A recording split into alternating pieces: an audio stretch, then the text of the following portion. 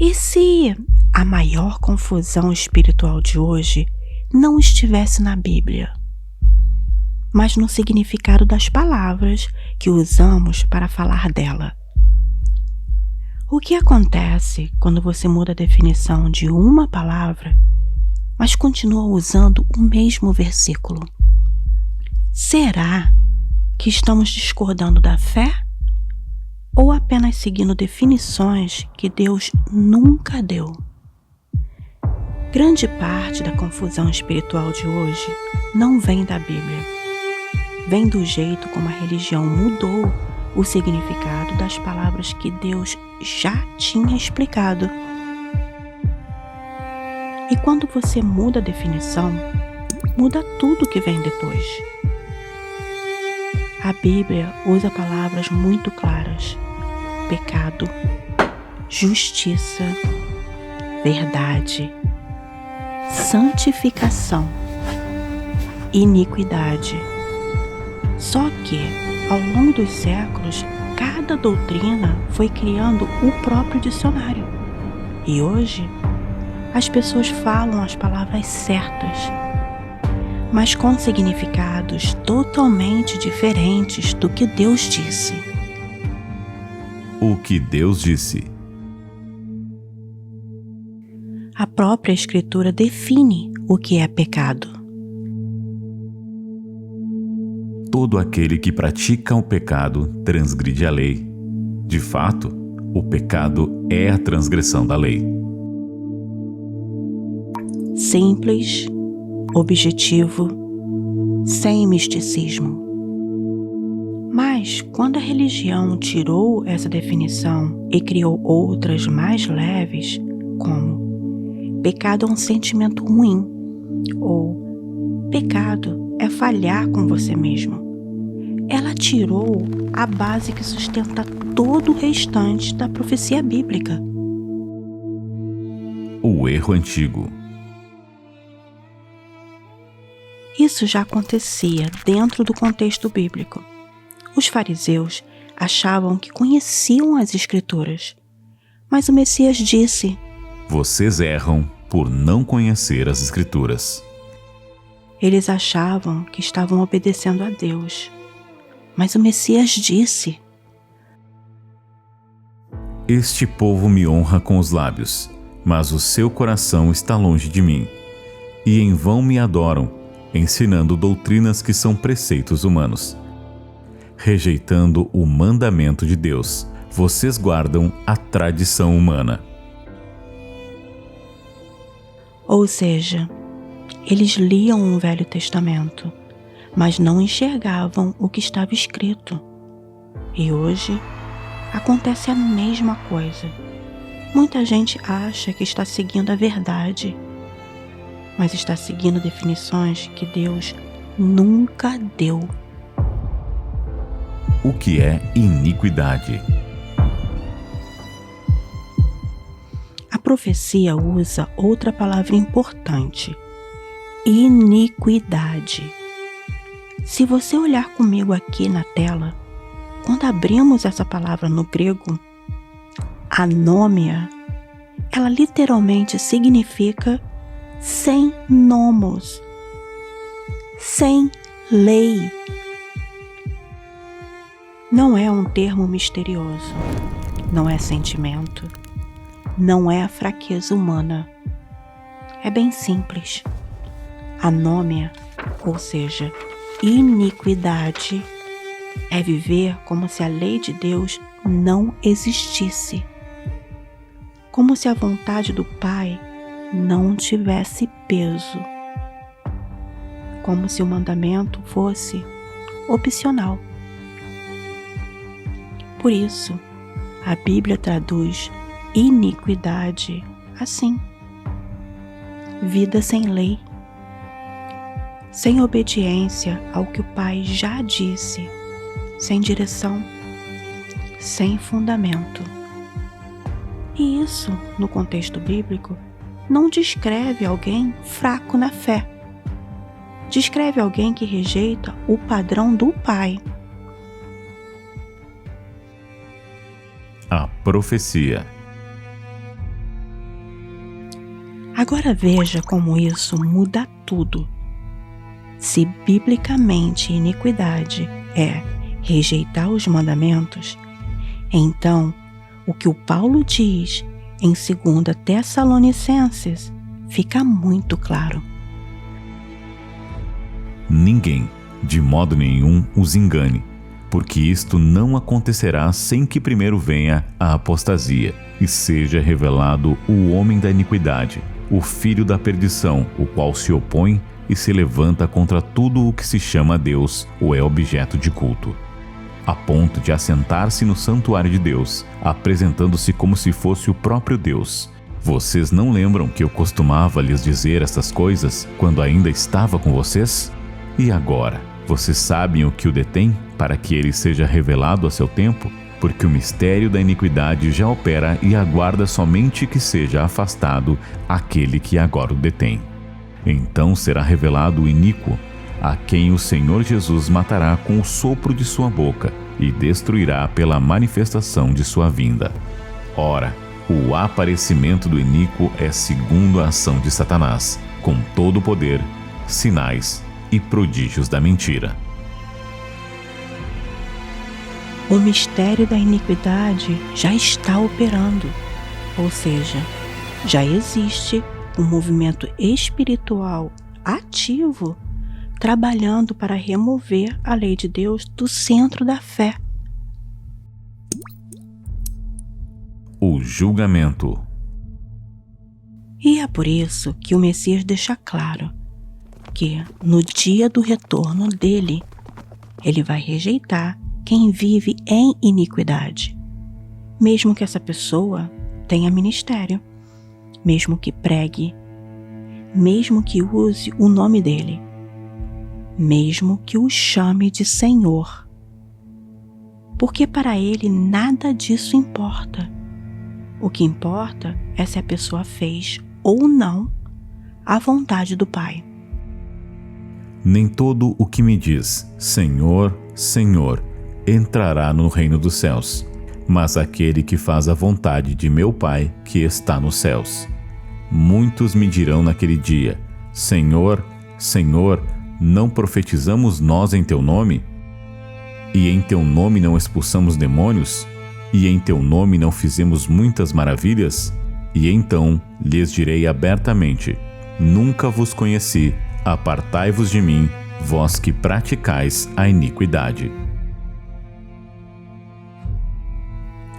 Essas pessoas faziam milagres, profetizavam, tinham poder, mas viviam como se a vontade de Deus não tivesse mais autoridade. Pareciam espirituais, mas estavam cegas. E olha ao redor, uma fé que fala de amor, mas rejeita mandamentos. Uma fé que fala de graça, mas despreza arrependimento. Uma fé que fala do Messias, mas rejeita o que ele disse. Não falta a Bíblia. Faltam as definições corretas para enxergar o que Deus está mostrando. O retorno começa pela verdade. Então, antes de tentar entender profecias, antes de tentar decifrar sinais, antes de procurar o que vem pela frente, volta para a simplicidade do que Deus já definiu. Pede para o Criador te ensinar de novo o significado da palavra dele.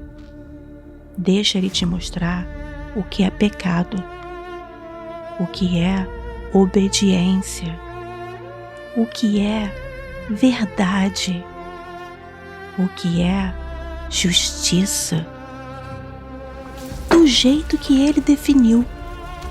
Porque no fim, não é o que você ainda não entende que vai te enganar. É o que você pensa que entendeu, mas nunca conferiu. é a troca silenciosa das definições que o Criador já deu. E o retorno para o Criador sempre começa assim. Quando você decide parar de ajustar a Bíblia à sua vida e começa a ajustar a sua vida à palavra de Deus. E às vezes, tudo o que Ele espera de você é só isso. Dar o primeiro passo na direção certa e deixar que Ele te mostre o resto. Nisto conhecemos que amamos os filhos de Deus, quando amamos a Deus e guardamos os seus mandamentos, porque este é o amor de Deus, que guardemos os seus mandamentos. Veja quem as Escrituras chama de santos no retorno do Messias. Aqui está a perseverança dos santos, os que guardam os mandamentos de Deus e a fé em Jesus. Bem-aventurados aqueles que guardam os seus mandamentos, para que tenham direito à árvore da vida e possam entrar na cidade pelas portas. Agora tudo foi ouvido. Eis a conclusão do assunto. Tema a Deus e guarde os seus mandamentos, pois este é o dever de toda a humanidade. Pois Deus trará a julgamento toda obra, incluindo tudo o que está escondido, seja bom ou mal. Então, deixa eu te fazer uma pergunta simples, não teológica, não religiosa. Quando você pensa no retorno do Messias, você se sente preparado? Ou seguro? Porque existe uma grande diferença entre as duas coisas. Muita gente se sente segura porque frequenta uma religião, repetem nomes e conhece versículos, ouvem mensagens, se identificam como cristãos. Mas em Mateus 7, o Messias não rejeita pessoas somente por falta de crença. Ele rejeita pessoas que praticam a transgressão dos mandamentos sem arrependimento. Elas chamavam ele de Senhor. Elas falavam em nome dele. Elas tinham ministério. Elas tinham resultados. Mas viviam como se a vontade do Pai fosse negociável. Então, talvez a pergunta real não seja: você crê em Yahushua HaMashiach, o Filho do Altíssimo? Porque muita gente que acredita ser crente será surpreendida naquele dia. Talvez a pergunta seja esta: quando a vontade do Altíssimo confronta o seu jeito de viver, quem você escolhe obedecer? Você muda o caminho ou muda a interpretação? Você se submete ou se explica? Você ajusta a sua vida à palavra ou ajusta a palavra para não precisar mudar? Porque a iniquidade não começa só quando alguém rejeita Deus. Iniquidade também começa quando alguém chama Deus de Senhor, mas decide em silêncio quais partes da vontade dele vai obedecer. Porque no retorno do Messias não haverá discussão teológica, não haverá explicação, não haverá tempo extra, apenas uma frase: Nunca vos conheci, apartai-vos de mim, vós que praticais a iniquidade. E essa frase não será dita porque as pessoas obedeciam demais. mas porque viveram em iniquidade, como se a graça do Eterno não tivesse poder para conduzir à obediência, como se a lei de Deus não tivesse mais autoridade. E então, pecaremos porque não estamos debaixo da lei, mas debaixo da graça?